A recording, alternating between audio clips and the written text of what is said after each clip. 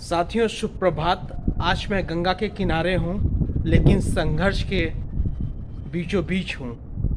गंगा की लहर अपनी गति से चल रहा है और ये संदेश देता है कि हमें भी अपनी मति को ठीक कर विकासशीलता के लिए गतिशीलता के धारा में अपने आप को झोंकना पड़ेगा।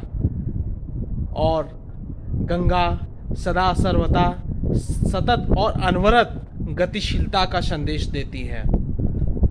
एक धारा एक लहर से दूसरे लहर पे, जैसे सुख के बाद दुख, दुख के बाद सुख जैसे दर्शन की अनुभूति मुझे हो रही है। और आज मैं जिस कविता का पाठ करने वाला हूँ वह युद्ध से संबंधित है, लेकिन युद्ध वो युद्ध नहीं, युद्ध संघर्ष का मैदान। कुरुक्षेत्र तो होगा, लेकिन कुरुक्षेत्र कर्म का मैदान होगा। So don't get me wrong, मैं सीधे कविता पे आता हूँ। आरंभ है प्रचंड देख मस्तकों के झुंड, आज जंग की घड़ी है तुमको हार दो। आन बान शान या कि जान का हो दान, आज एक धनुष पे तुम तीर उतार दो। आरंभ है प्रचंड देख मस्तकों के झुंड, आज जंग की घड़ी है तुमको हार दो। मन करे सो प्राण लो, मन करे सो प्राण दो, वही तो सर्वशक्तिमान है। कृष्ण की पुकार है, ये भागवत का सार है, जो लड़ सका वही तो महान है।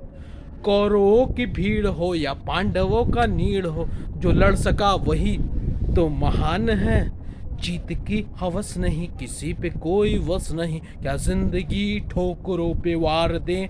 मौत अंत है नहीं तो मौत से भी क्यों डरे, ये जाके आकाश में दहाड़ दो।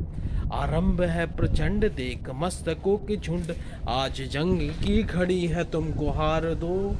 हो दया का भाव या शौर्य का चुनाव, या कि पूरे भाल पर जला रहे विजय का लाल गुलाल, तुम ये सोच लो।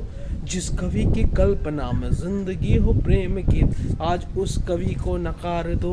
भीगती रगों में भीगती नशों में, आज रग का तुम बघाड़ दो। आरंभ है प्रचंड। तो साथियों, इस कविता का संदेश था कि हमें समझौतापूर्ण जिंदगी छोड़कर अर्थपूर्ण और महत्वपूर्ण चीज़ों पे केंद्रित करना चाहिए। हमारी शक्तियाँ विकेंद्रीकरण का शिकार ना होकर, बल्कि अपने लक्ष्य के प्रति केंद्रीकरण का उदाहरण होना चाहिए कि जब हम दैहिक रूप से मृत्यु पाएं तो शाब्दिक रूप से अमरत्व की प्राप्ति हो। धन्यवाद।